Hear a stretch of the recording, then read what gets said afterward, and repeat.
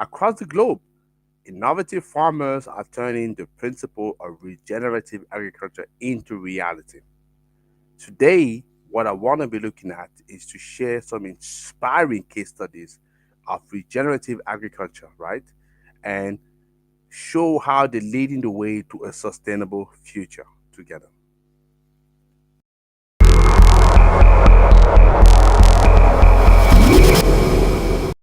Hello, my name is Sonny Chu. I'm the founder here of Renewables in Africa. What we do is very simple. We spread awareness about renewables energy in Africa and across the globe.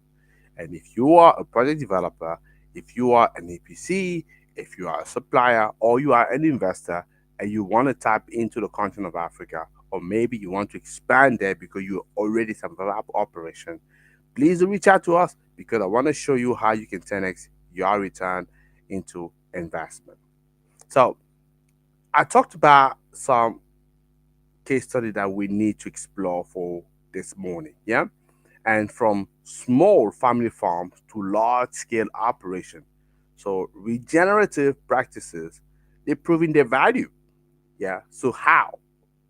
And where? I can see you ask the question. You know, for instance, you have a farm in the Midwest, so in America, that transform degraded cropland into a vibrant ecosystem, teeming with life and dramatically increase the crop yield while sequestering carbon. That's one example that you could talk about in here. And a small fact that I can mention in here is you also have a great example in the continent of Africa where we have reversed desertification to regenerative practices. So restoring water cycles and bringing barren, landscape back into life. So those are two examples that can already, showcase to people what is possible. Yeah, what could happen when people are moving to that.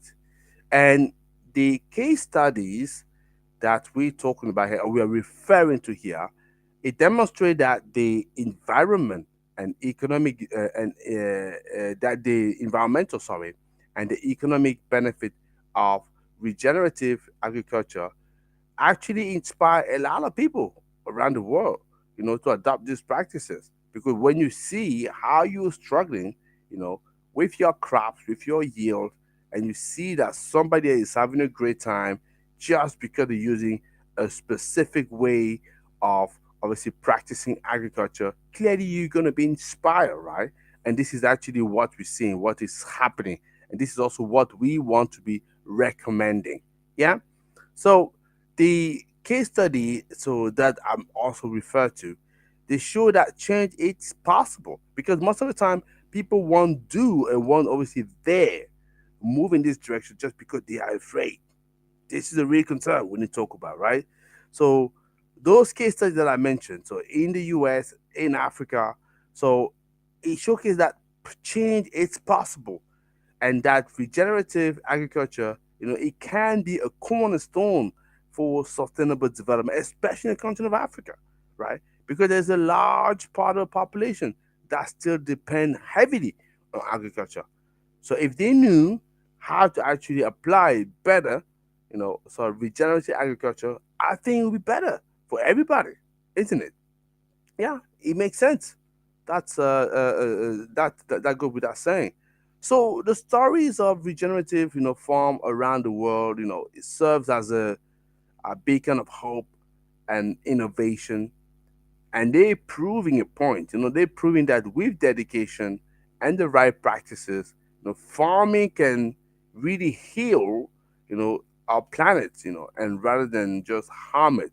Because, like I say, most of the time people won't obviously look at an an an approach, an opportunity just because they don't have the right information. Our job here is to make you aware of that.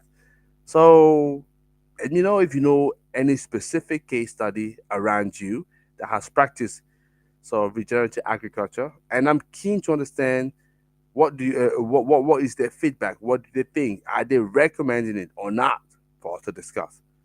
This is Tony Teo. I see you tomorrow for the last episode of Regenerative Agriculture.